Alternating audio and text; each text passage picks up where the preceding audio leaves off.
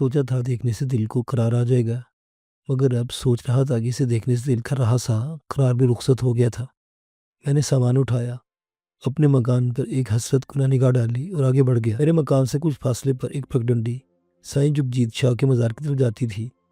रास्ते में बाएं हाथ पर बड़ा सा जोहड़ और घना जंगल वाक़ था, जिनके दरमियान एक पगडंडी चाचे चिराग के मकान की अकबी खिड़की तक जाती थी। मैं पगडंडी पर चलता, आवाज़ें लगाता और जोहड़ के किनारे आन रुका। चाचे चिराग की स्याह दीवारों वाले घर की अकबी खिड़की नजर आ रही थी जो बंद थी, वो जलने से बच गई थी। चाचे और चाची की शक्लें नज़रों में घूमने लगी। हाय, क्या बेबसी इनकी आंखों में रची होगी जब वो आके शोलों को अपनी जानिब बढ़ता देख रहे होंगे और अपने बचाव के लिए हाथ पैर तक न हिला सके होंगे। मेरे दिल में अलाव भड़क उठा, आंखें सुलग उठी। जी चाहा कि अभी बलोच नगर जाऊं और हैदर खान के महल को आग लगा दूं, एक भी शख्स को महल से निकलने न दूं। पाँव मन मन के होने लगे तो मैं घिसटता हुआ मज़ार की अकबी चारदीवारी के पास चला आया। सेन में चंद लोग मौजूद थे जो कब्र की ज़ियारत के लिए आए थे। मैंने चक्कर काटा और मज़ार के अहाते में आ गया। सब कुछ पैसा था, अगर बदला था तो इस सल्तनत के इख्तियार का सूरज बदल गया था। साईं दिलजीत की जगह नूरन आगा ने ले ली थी। वो खानजादों का तय्युनात करदा आदमी था, इसलिए इन्हीं के मफादात के तहफ़्फ़ुज़ में साईं दिलजीत की तरह जुल्म और जबर की भट्टी तपाए रखता होगा। अजीब सी बेबसी का एहसास हुआ। मैंने साईं दिलजीत को तो ठिकाने लगा दिया था, मगर इस निज़ाम को तहस नहस करने में नाकाम हो गया था जो गरीबों का खून चूसने के लिए राज किया गया था। मेरी सारी मेहनत अकारत गई थी और महज चेहरा बदलने की हद तक जुज़वी कामयाबी हासिल कर पाई थी। एक जवान लड़की को अपनी माँ के साथ मज़ार के दाएं कोने में इस्तादा दरख्त पर सुर्ख और सब्ज़ कपड़े की टाँकें बांधते देखकर दिल से होक उठी। अब इस सल्तनत में लड़कियों को परवीन और आशी बनाने की रवायत पूरे दमखम से मौजूद थी। मैंने अपना सामान मज़ार की दीवार के साथ रखा और साईं जुगजीत की कब्र पर आन खड़ा हुआ। फातिहा पढ़ी, हाथ उठाए और गिड़गिड़ाया, ए मालिक, अपने इस नेक बंदे की आखिरी आरामगाह पर रहम करते हुए यहाँ सजा हुआ जुल्म का बाजार बंद करा दे, मासूम लोगों को इन दरिंदों की हवस की भेंट चढ़ने से बचा ले। मेरा बार बार रोने को जी चाहता था, मगर रह रह कर अपने कलर लेंस का ख्याल आ जाता। मज़ार से निकला तो सेन में नूरन आगा से मुठभेड़ हो गई। शायद उसे ना पहचान पाता, मगर अहाते में मौजूद मोतक़ीदीन की हरकत ने बावर कराया कि वही नूरन आगा था। सादा लोग और लाइल लोग बड़ी अकीदत से इसे सलाम देते, इसके हाथ को चूमकर आंखों से लगाते और उल्टे कदमों पीछे हटकर रास्ता देते। खाली ने दुरुस्त कहा था, वो तवील कामत और गोरी रंगत वाला खासा वजी शख्स था। इसने बेदाग लट्ठे का कुर्ता और पैजामा ज़ेबतन कर रखा था। शानों पर लंबी और बलदार जुल्फ़ें फैली हुई थी, जबकि दाढ़ी और मूँछों को कल्फ लगा हुआ था। आंखों में सुरमे की फरावानी थी, हाथ में लंबी मगर खूबसूरत तस्बीह झूल रही थी। मैंने इससे सलाम किया और मुरब्बियाना अंदाज में मुखातिब हुआ, खान क्या हाल है, लगता दूर से आए हो। मैंने इस बात में सरिलाए कहा, हम पखावर से आए हैं, मजदूरी करता है। मैंने अपना सामान की तरफ इशारा किया। इसने एक नज़र देखा, फिर बोला, क्या तुम्हारे पास घड़ियाँ भी हैं? हमारे पास अफसर सिक्को 5 घड़ी है, मेड इन जापान, दिखाऊं शाह साहिब? मैंने पेशा वराना मुस्तैदी का मुजाहरा किया। इसके जवाब देने से पेशतर अपनी गठरी खोल दी, 2 मुख्तलिफ डिज़ाइनों की घड़ियाँ निकाल कर इसके हथेली पर रख दी। इसने घड़ी पसंद की, निख पूछा। मैंने कहा, हम लोगों को 2000 बताता है, तुम बड़ा नेक आदमी, इसलिए हम तेरे को 500 की देगा। वो ठिठक गया। शायद इसे तोको थी कि मैं इसे मुफ्त घड़ी दूंगा। इर्द देखा, 2 मुरीदैन लपक कर करीब आ गए। खुशामदी लहजे में बोले, आगा जी, बड़ी खूबसूरत घड़ी है, लेने का इरादा है? इससे इस बात में सर ही लाया। एक मुरीद ने जल्दी से जेब में हाथ डाला और 500 के नोट गिनकर मेरी तरफ बढ़ा दिए। यूँ मेरा दूसरा सौदा भी बिक गया। उधर में मुरीद ने घड़ी अपने हाथ से नूरन आगा की कलाई पर बांधी। मैंने अपना सामान समेटा। नूरन आगा मज़ार के अंदर जाते जाते रुक गया, बोला, सामान इधर पड़ा रहने दो। ए भाई, थोड़ी देर के लिए पठान के सामान का ख्याल रखो। मेरा हाथ थामा और हॉल की तरफ बढ़ा। हॉल में चंद अफराद मौजूद थे। साईं दिलजीत के दौर का मंजर सजा हुआ था। देख मेरे होंठ भींच गए। नूरन आगा मेरे दिल की ज़ेरो ज़बर होती दुनिया से बेखबर दिली हुजरे में घुस के बैठने के बाद बोला, पठान, तुम्हारे पास कौन कौन सा सौदा होता है बेचने के लिए? मैं इसके अंदाज पर गड़बड़ा गया। इसकी आंखों में अजीब और मानीखेज चमक देकर होशियार को पूछा, शाह साहब हुक्म करो, क्या चाहिए? वो बोला, जवान करने वाला कोई सौदा है तुम्हारे पास? यानी 1 नंबर। इसने एक बदनामे ज़माना दवाई का नाम लिया और मेरे झुकते हुए राजदाराना अंदाज में इख्तियार किया। मेरा मतलब है कि वो दवाई जो थकावट और ज़ोफ़ पर जवानी की चादर डाल देती है। वो बिलाशुबा कमीना सिफ्त आदमी था। मैंने छाती थपथपाते हुए कहा, शाह साहब, हमको खुलकर बताओ, तेरे को क्या परेशानी है? हर मर्ज़ का इलाज ये दवा नहीं होता। हमारे पास 1 नंबर माल होता है हर किस्म का। अखलाक के दायरे में रहकर جتنا کھل کر بتایا جا سکتا تھا وہ بتا چکا تھا۔ میرے اکسانے پر اس کی سرما بھری آنکھوں میں چمک کے ساتھ ساتھ بے شرمی گھل گئی اور زبان کا تمام تر فساد لفظوں میں تحلیل ہونے لگا۔ وہ جوانی کی دہلیز عبور کر چکا تھا۔ دیکھتے ہوئے کچی کلائیوں پر اس کے نچلے اعصاب کانپنے لگے تھے۔ وہ عمر کے لحاظ سے بوڑھا نہیں ہوا تھا، مگر دشت گناہ میں دوڑتے دوڑتے ہانپنے لگا تھا۔ وہ عمر رفتہ کو آواز دیتا تھا۔ وہ چاہتا تھا کہ کوئی ایسا دارو شکم میں اتر جائے جو آنن فانن برف میں آگ لگا دے اور اس کے حوث کے گھوڑے پر طاقت کی زین رکھ دے۔ میں جانتا تھا کہ رکابوں سے نکلا ہوا پیر کبھی موز اور گھوڑے کی ایڑ نہیں لگا سکتا، مگر اسے تسلی آمیز دعووں سے پرت در پرت کھولتا گیا۔ مجھے اس کے بحروب میں چھپے ہوئے اصل روپ کو دیکھ کر گھن آ رہی تھی۔ معصوم لوگوں کے عقائد سے کھیلنے کے ساتھ ساتھ ان کی عصمت سے بھی کھل کھیلنا چاہتا تھا۔ قدرت نے اس سانپ کا زہر ختم کر دیا تھا اور وہ میری دہلیز پر گر کر نیاز مانگ رہا تھا۔ میں نے اسے کہا، تم فکر نہ کرو شاہ صاحب، ہمارے پاس بہت تیز دوا ہے، ایک دم فرسٹ کلاس، مگر وہ اس وقت ہمارے پاس نہیں، اگلے ہفتے آئے گا تو ساتھ لائے گا، خود تھوڑا مہنگا ہوگا۔ اس کا چہرہ کھلوٹا بولا، پیسوں کا فکر نہ کرنا، زیادہ لانا، مگر ایک نمبر، ورنہ کوئی فائدہ نہیں۔ میں نے حامی بھری۔ دھیرے دھیرے میں نورن آغا پر 4 حروف بھیجے اور حجرے سے نکل آیا۔ ایک بار کی جی چاہا کہ مزار کے احاطے میں موجود تمام مرد و زن کو مجتمع کروں، انہیں بتاؤں کہ جس شخص کے پاس وہ اپنی جوان بہو بیٹیاں بغیر کسی جھجک کے بھیج دیتے ہیں، اس کی طلب کیا ہے۔ گلا پھاڑ پھاڑ کر بتاؤں کہ جس شخص کو اللہ کا نیک اور برگزیدہ بندہ سمجھتے ہیں، وہ انسانیت کی ہر سطح سے گرا ہوا شخص ہے اور ان کی عصمتوں کو رونے کے لیے دعاؤں کا سہارا ڈھونڈتا پھرتا ہے۔ میں اسے بیچ چوراہے برہنہ کرنا چاہتا تھا، مگر یہ میرے بس کی بات نہیں تھی۔ علم تھا کہ ایسے ہر کوشش رائگاں جائے گی اور لوگوں کی آنکھوں پر بندھی ہوئی عقیدت کی دبیز پٹی انہیں کوئی حقیقی منظر نہیں دیکھنے دے گی۔ میں نے 12 بجے کے قریب یارن خان کی حویلی سے سرمے رنگ کے لینڈ کروزر نکلتے دیکھی۔ کالے شیشوں کی وجہ سے اندر بیٹھے کو نہ دیکھ پایا۔ گاڑی پرانے ماڈل کی تھی، مگر کنڈیشن وائز بہت بہتر تھی۔ میں مسجد کے سامنے کھڑا تھا جب وہ موڑ مڑ کر نوری چوک کی طرف تیزی سے بڑھ گئی۔ مجھے اپنی سواری کے نہ ہونے کا قلق ہوا۔ اگر میرے پاس گاڑی ہوتی تو اس کے پیچھے لگا دیتا اور دیکھتا کہ وہ کہاں جا رہا تھا۔ خالے نے تو کہا تھا میں بے دست و پا نور پور میں اپنے مقصد میں کامیاب نہیں ہو سکتا تھا۔ امان اللہ قریشی کی حویلی کے سامنے پہنچا تو خالہ نظر آ گیا۔ وہ اپنے باپ کی دکان کے چھپر تلے کولوں پر ہاتھ رکھ کے کھڑا تھا۔ طے شدہ پروگرام کے تحت میں اسے اشارہ کرتے پلٹ کر مراد بخش دیوانے کے گھرودے پہنچ گیا۔ وہ غیر متوقع طور پر اپنی دکان پر تھا۔ اس کے پاس افسر علی اور کالا بزدار بیٹھے ہوئے تھے۔ دیوانہ بلند آواز میں کہہ رہا تھا، پھر کیا ہوا؟ بس سرگی ویلا، جنگل ویلا۔ جائے نماز پر بیٹھا ہی تھا کہ میرا دل بھر آیا۔ میں نے ہاتھ پھیلائے، چہرہ سوئے فلک بلند کیا اور ملتجانہ انداز میں اپنے رب کو مخاطب کرتے ہوئے کہا، اے مالک، مجھ پر اپنا رحم خاص کر، میں تیرے آگے جھولی پھیلائے بیٹھا ہوں جبکہ ساری دنیا سو رہی ہے۔ ایسے ہی وقت میں میرے عقب میں کم بخت مڈے مردار شریف چکی والی کی غصیلی آواز گونجی، اوے کی اونتری ماں دا پتر ہے، اپنی دعا مانگ، ساڑھے چگلیاں تے نہ کر۔ دیوانے کا مخصوص انداز بیان سن کر میرے اپنا قہقہ دبانا مشکل ہو گیا۔ میری آواز سن کر تینوں چونکے۔ مجھے دیکھ کر کالے بزدار نے کہا، اوے پٹھان، تم اس بھوکے توت شاعر کے پاس کیا لینے آئے ہو جو اپنی روزی روٹی کرو؟ ان تلوں میں تیل نہیں ہے۔ میں اس کا مطلب سمجھ گیا تھا، مگر جان بوجھ کر ہونکوں کی طرح سے دیکھنے لگا، گویا اس کے جملے کو سمجھ نہیں پایا تھا۔ دیوانے نے ہاتھ لہرا کر اپنے انداز میں کالے بزدار کی بات کا متن سری زبان میں سمجھایا۔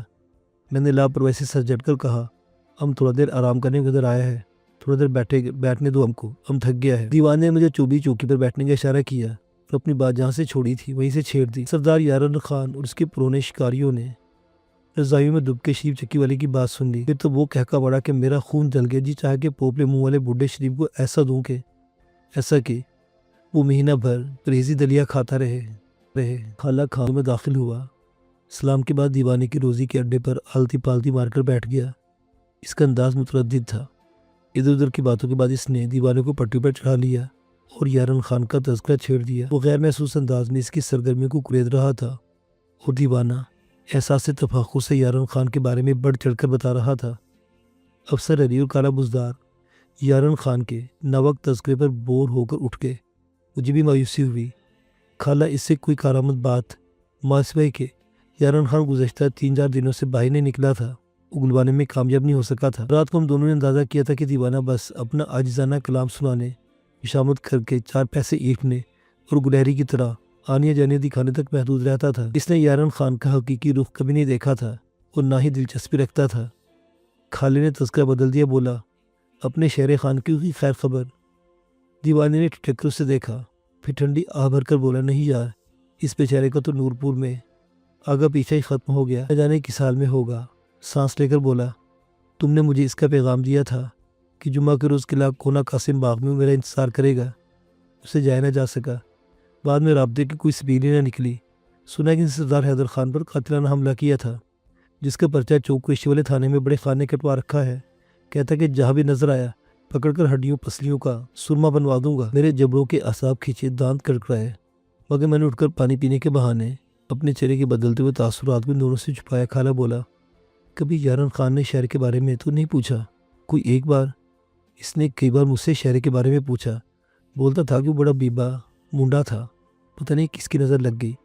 اس نے میری ذمہ لگایا تھا کہ جہاں بھی شہرہ ملے اس کے پاس پہنچا دوں، اسے اپنی حویلی میں رکھے گا اور دیکھے گا کہ حیدر خان اس پر ہاتھ ڈالنے کی جرات کیسے کرتا ہے۔ اگر افسوس اس کا کوئی اتا پتہ نہیں، میں اسے تلاش کرنے ہر روز ملتان بھی تو نہیں جا سکتا۔ اگر میں تمہیں اس کا نواں پتہ دوں تو اسے ملنے جاؤ گے؟ خالے نے ٹرولا۔ ہاں مگر شاید نہیں یار، میں اس قضیے میں نہیں پڑھنا چاہتا۔ پتہ نہیں یارن خان اس کے ساتھ کیا سلوک کرے، یہ نہ ہو کہ شہر خان کی وجہ سے مجھ سے بدگمان ہو جائے اور برسوں کی یاری پر حرف آئے۔ دیوانے نے اپنی مخصوص گردن کو مخصوص انداز میں اکڑایا تو میرے لبوں پر بڑی جاندار مسکراہٹ برائی۔ وہ بولا خالے استاد ایک بات ہے، شہرہ وہ نہیں رہا جو نورپور میں ہوا کرتا تھا۔ یارن خان کہہ رہا تھا کہ اس نے حیدر خان کو نتھ ڈال دی ہے۔ تم جانتے ہو کہ حیدر خان کوئی معمولی بندہ تو نہیں ہے جو اسے نتھ ڈال دے، وہ کتنا طاقتور ہوگا۔ خانزادے کی اغوا میں بھی اسی کا ہاتھ تھا۔ یارن خان کی طرح مجھے بھی یقین ہو گیا کہ شہر کی بہن کو حیدر خان نے امیر نواز کی مدد سے اٹھایا تھا۔ کیا خبر ایسا ہی ہو؟ خالے نے گول مول جواب دیا اور پھر میری طرف متوجہ ہو کر بولا وہی پٹھان، تمہارا نام کیا ہے؟ گلاب خان، میں نے اکھڑ لہجے میں جواب دیا۔ دیوانہ میری طرف جھکا، مزے کا خیز انداز میں سونگنے لگا۔ بات بولا گلاب تیرے پاس سے تو خوشبو نہیں آتی۔ میں نے جھٹ سے کہا خود تم نے کبھی گلاب جامن کھایا ہے؟ ہاں کھایا ہے، کیا ہے اسے؟ دیوانہ متجسس ہوا۔ اس میں نہ گلاب ہوتا ہے نہ گلابی رنگ، ہم نے سونگ کر دیکھا تھا۔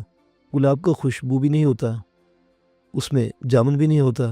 تم پنجاب کے رہنے والے اسے گلاب جامن کیوں بولتا ہے؟ میں نے دانشورانہ انداز میں کہا تو دونوں ایک دوسرے کا منہ دیکھنے لگے۔ خالہ بولا دیوانے یہ پٹھان نہیں، پٹھانوں کا سائنسدان ہے، کیا سمجھے؟ اب کیسٹ کی دوسری سائڈ لگاؤ اور نیا پشتو گیت سنو۔ دیوانے نے ستائش امیز نظروں سے مجھے گھورا۔ خالہ بولا وہی دیوانے، یہ تمہارے پاس بیٹھا کیا کر رہا ہے؟ میری مانو سے دو چار قاتلانہ قسم کے دھوڑے مارو، اسے بک ٹوٹ بھاگتا دیکھو۔ دیوانے نے ایک ذرا غصے سے خالے کو دیکھا، کوئی دوڑا سنا کر تمہارے کلیجے میں چھید کیوں نہ کر دوں؟ خالہ تمسکرانہ انداز میں ہنسا تو دیوانے کو غصہ آ گیا، گردن اکڑ گئی، مونچھیں پھڑپڑانے لگی اور شعلہ نظروں سے خالے کو دیکھ کر اپنی سلائی مشین پر جھک گیا۔ خالے نے مجھے گھروندے سے نکلنے کا اشارہ کیا۔ میں نے سامان اٹھا دیوانے کو مخاطب کیا، اوے درزی تم نے کچھ خریدنا ہے؟ Tea set, water? میں نے سانس لیے بغیر اپنی چلتی پھرتی دکان کا جملہ سامان گنوا دیا۔ دیوانہ آنکھیں پھاڑے سنتا رہا، پھر اس نے بلا کر بولا غضب خدا کا تو پھیری والا ہے یا آٹو ریورس ٹیپ پلیئر؟ کچھ نہیں لینا میں نے، جا اپنا کام کر، میرا دماغ چاٹنے کے لیے منحوس ڈرائیور ہی کافی ہے۔ گھروندے سے نکل کر میں اور خالہ آگے پیچھے چلتے بخشو لوہار کی دکان پر پہنچے۔ خالے کو دیکھ اس کے باپ نے اڈا چھوڑا، ٹیبل سنبھالتے بولا پتر میں ذرا حیات خان کے دارے پر جا رہا ہوں، تب تک تم ادھر بیٹھ جاؤ۔ بخشو نے دکان سے نکلتے اچھلتی نگاہ مجھ پر ڈالی اور نظر انداز کرتا باہر نکل گیا۔ وہ اپنی عادت کے مطابق بے رہنا پا تھا۔ گاؤں کے اکثر بوڑھے جو گاؤں تک محدود رہتے تھے ننگے پاؤں پھرا کرتے تھے۔ خالہ اور میں چھت پر تلے چارپائی پر بیٹھ کے اور آتے آتے لوگوں کو توجہ سے بچنے کے لیے اپنا سامان کھول کر پھیلا دیا۔ اس کا فائدہ یہ ہو کہ دیکھنے والے ہی سمجھے کہ خالہ کچھ خریدنے کے لیے مجھے گھیرے بیٹھا ہے۔ میں نے آہستگی سے کہا خالے میں نے غزالہ کو دیکھ لیا ہے، ساتھ ہی میں نے اس سے ہونے والی ادھوری ملاقات کا احوال حسرت بھرے لہجے میں کہہ سنا۔ وہ بولا بہتر یہ کہ اپنے پھوپھو اور غزالوں کو یہاں سے نکال لے جاؤ، ان کے حصے کی روٹی رب کی ذات دیتی رہے گی۔ مجھے روٹی کا فکر نہیں تھا، یہ وہم لاحق تھا کہ میرے ساتھ نہیں دیں گی اور نورپور کو خیر بات نہیں کہیں گی، تبھی میں نے لے جانے کی کوشش نہیں کی تھی۔ تم نے دیوانے کی بات سنی، وہ کہہ رہا تھا بڑا خان کئی دنوں سے حویلی سے نہیں نکلا، کہ اس کا یہ مطلب نہیں کہ میرا مدعا حویلی میں موجود ہے۔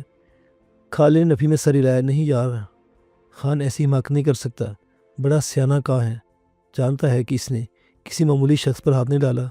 اسی یقیناً اندازہ ہوگا کہ میڈم شکیلہ زخمی ناگن کی طرف پھنکارتی پھر رہی ہے، تبھی بچاؤ کی نیت سے حویلی تک محدود ہو گیا ہے۔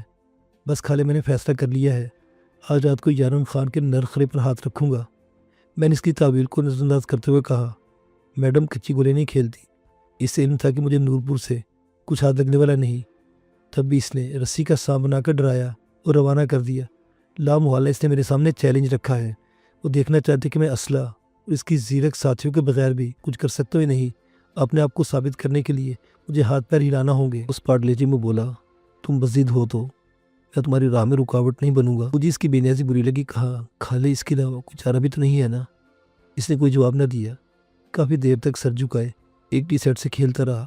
توقع کے بعد سر اٹھا کر مستفسر ہوا، خانزادی کا کیا بنا؟ میں سمجھ گیا کہ اس کا اشارہ حیدر خان کی بیٹی اسما کی طرف تھا۔ میں نے بتایا، اسے میڈم نے لمبے سفر پر روانہ کر دیا تھا۔ وہ میاں دلبر حسین کی تحویل میں ہے۔ میں نے دیکھا میری بات سن کر خالے کا رنگ پل بھر کو متغیر ہوا، مگر فوراً سنبھل کے بولا، شہرے، تمہاری مالکہ نے اچھا نہیں کیا۔ خانزادی کا چہرہ جب بھی میری آنکھوں کے سامنے آتا ہے تو دل کٹنے لگتا ہے۔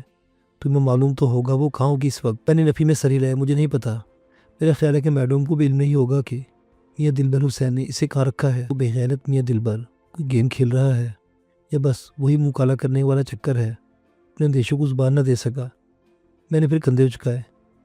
اس بارے میں کیا کہہ سکتا ہوں؟ چھوڑو اسے، یہ بتاؤ تمہارے پاس کوئی پستول ہے؟ اس نے انکار کیا۔ کہا، شہر میں پھر کہتا ہوں باز آ جاؤ اور ملتان لوٹ جاؤ۔ ڈاکٹر شاہ جی کا کچھ پتہ چلا؟ میں نے اس کا مشورہ ایک کان سے سنا، دوسرے سے نکال دیا۔ وہ ابھی تک مجھے نورپور کا بھولا والا شہرہ سمجھ رہا تھا۔ نہیں جانتا تھا کہ پیا اور میڈم کی سنگت نے میری جون بدل ڈالی تھی۔ اس نے بتایا کہ نہ اس نے ڈاکٹر منور علی شاہ کو تلاش کرنے کی کوشش کی اور نہ اس کو کچھ پتہ چلا۔ بولا، سمجھو اس کی کہانی ختم ہو گئی۔ جب تک یہاں تھا ہمارا دوست تھا، کبھی پلٹ کر آئے گا یہ خام خیالی ہے۔ سرکاری افسر اور کنجری دونوں پلٹ کر دیکھنے کے عادی نہیں ہوتے۔ میں نے اپنا سامان باندھنا شروع کر دیا۔ اس نے اپنی پنڈی کے ساتھ بندھا ہوا تیزدار خنجر کھولا اور مجھے تھما دیا۔ بولا، شہرے، استاد عاشق ویگن کا پھیرا لے کر آتا ہی ہوگا۔ میں اس کے ساتھ قریشی موڑ چلا جاؤں گا، کیونکہ ویگن کا آخری پھیرا مجھے ہی لانا ہوگا۔ اگر تم حویلی پر دھاوا بولنا چاہتے تو تمہاری مرضی، تم اپنا بندوبست کر لینا، کیونکہ میں تمہیں رات کو اپنے گھر سلا نہیں سکوں گا، مجبوری ہے۔ اگر معاملہ بگڑ گیا تو یارن خان میرے گھر کو دیواروں میں چنوا دے گا۔ سمجھ رہے ہو نا میری بات؟ میں نے چونک کر اسے دیکھا، پھر خنجر کو۔ خالے کے چہرے پر ندامت کا عکس لے رہا تھا، جبکہ خنجر کے چمکدار پھل پر خون کی پیاس چمک رہی تھی۔ وہ خنجر نہیں تھا جس سے خالے نے مجھے اپنے کمرے میں بلوں کے ساتھ دیکھ لینے پر زخمی کیا تھا۔ ان حالات میں ایک خاموش اسلحہ میرے لیے بڑا فائدہ مند تھا۔ خالے کی ندامت تحلیل کرنے کے لیے میں نے اس کے کاندھے پر ہاتھ رکھا۔ فکر نہ کرو یار، اپنا بندوبست کر لوں گا۔ ایسے میں ویگن کے ہارن کی آواز کانوں میں پڑی۔ وہ اب تب میں پہنچنے والی تھی۔ میں نے خالے سے ہاتھ ملایا، غزالہ کا خیال رکھنے کی تاکید کی اور ازودہ لیجم الوداع کہا۔ مجھے گھر میں ٹھہرانے سے معذرت کے سبب شرمسار دکھائی دے رہا تھا، حالانکہ میں نورپور میں بآسانی نصف شب تک کا وقت گزار سکتا تھا۔ مجھے بھوک لگی تھی، چونکہ مجھے معلوم تھا کہ سردار وریام خان کے دارے پر مسافروں کو کھانا دیا جاتا تھا، اس لیے وہاں پہنچ گیا۔ سرخ و سفید اور دراز قامت وریام خان دارے میں اپنے روایتی کرو فر سمیت جلوہ افروز تھا۔ اس نے ایک نظر مجھ پر ڈالی، دیکھا اور کڑکدار آواز میں پوچھا، ابھی پٹھان کیسے آئے ہو؟ میں نے پیشانی پر ہاتھ رکھ کر احمقانہ انداز میں سلام کر کہا، صاحب ہم کو بھوک لگا ہے، کھانا مانگتا ہے۔ اس نے اپنے نوکر ملنگی کو ہاتھ کے اشارے سے مجھے کھانا کھلانے کا حکم دیا اور مہمانوں سے محو کلام ہو گیا۔ میں ایک طرف بیٹھ کر اسے دیکھنے لگا۔ اس نے حسب معمول بوسکی کا بے داغ سوٹ اور پیروں میں تلے دار کھوسا پہن رکھا تھا۔ باتیں کرنے کے دوران وقفے وقفے سے عادتاً مونچھوں کو بل بھی دے رہا تھا۔ مجھے وہ وقت یاد آ گیا جب اس نے اپنی پوری فیروئن سمیت اسی جگہ مجھے بے عزت کرتے ہوئے ڈاکٹر شاہ جی کی بیجا معاونت کے جرم میں سخت سست کہا تھا۔ ملنگی کھایا، اسٹیل کی ٹرے میرے سامنے چارپائی پر رکھ کر بیٹھ گیا۔ مجھ سے پوچھا، اسے میرا نام پتہ پوچھنے لگا۔ کھانے کا معیار اتنا اچھا نہیں تھا، مگر سائیں جگجیت کے مزار پر بننے والے لنگر سے بدرجہ بہتر تھا۔ میں نے سیر ہو کر کھانا کھایا، پانی پی کر چارپائی پر لیٹ گیا اور ریام خان اپنے ڈیرے کو آباد رکھنے اور اپنے جاگیردارانہ جاہو جلال کو دعا اچھا کرنے کے لیے یہی اچھا کام کر رکھا تھا۔ سپہر کو میں دارے سے نکلا اور نورپور کی گلیوں میں گھومنے پھرنے لگا۔ نہ جانے میرے اندر کتنی تشنگی بھری ہوئی تھی کہ ایک گلی سے کئی مرتبہ گزرنے کے بعد بھی دل بھرنے کو نہیں آتا تھا۔ میں نے یارن خان کی حویلی کے کئی چکر لگائے، کئی مرتبہ اس کی لینڈ کروزر کو حویلی سے نکلتے اور داخل ہوتے دیکھا۔ حویلی کا گوشہ گوشہ میرا دیکھا بھالا تھا۔ اس کا کمرہ میں نے دیکھ رکھا تھا، مگر آج تک اس نظر سے نہیں دیکھا تھا جس نظر سے آج دیکھ رہا تھا۔ یارن خان کے آمد نے حویلی کے جاہو جلال میں اضافہ کر دیا تھا، وگرنہ کچھ بھی بدلا ہوا نہیں تھا۔ دل بل قسمت رہا کہ اس کی تشنا کامی کو غزالہ کا دوسرا دیدار نصیب نہیں ہوا تھا۔ شام تک میں نے کئی اشیاء اونے بونے بیچ کر اپنا وزن کم کر لیا۔ سائیں جگجیت شاہ کے مزار کے لنگر خانے میں بھوک کا درما کیا اور اپنے ڈیرے کی طرف نکل گیا۔ میرا ڈیرا بے آباد نہیں تھا، مال ڈنگر موجود تھے۔ جس جگہ پر میں نے سائیں دلجیت کی چتا جلائی تھی وہ جگہ اب بھی سائیں کے کرتوتوں کی طرح سیاہ پڑی تھی۔ میں نے ڈیرے میں مجھے جھلنگا سی چارپائی ٹوکے والے چھپر میں ڈال کر لیٹ گیا۔ چونکہ اپنا میک اپ محفوظ رکھنے کے الگ صبح نہایا نہیں تھا اس لیے چاقو چوبند نہیں تھا، سردی کافی تھی، تن پر اوڑھنے کے لیے رضائی یا کمبل نہیں تھا۔ میں نے چارے والی چادر کھینچ کر منہ پر ڈال لی، اپنی پگڑی بھی کھول کر اوڑھ لی، کچھ سکون ہوا۔ پھر رات کے 11 ہونے کا انتظار کرنے لگا۔ چونکہ میرے ذہن میں کوئی لاہ عمل تیار نہیں تھا اس لیے میں نے انجام کے خوف سے جان چھڑا کر براہ راست سردار یارن خان پر ہاتھ ڈالنے کا فیصلہ کر لیا تھا۔ شاید میڈم بھی یہی چاہتی تھی۔ نورپور میں اجنبیوں کی طرح طویل وقت گزارنے کے بعد مجھے احساس ہوا تھا کہ جدائی بہت بڑا خلا پیدا کر دیتی ہے، اتنا بڑا کہ شاید زندگی بھر نہیں بھرتا۔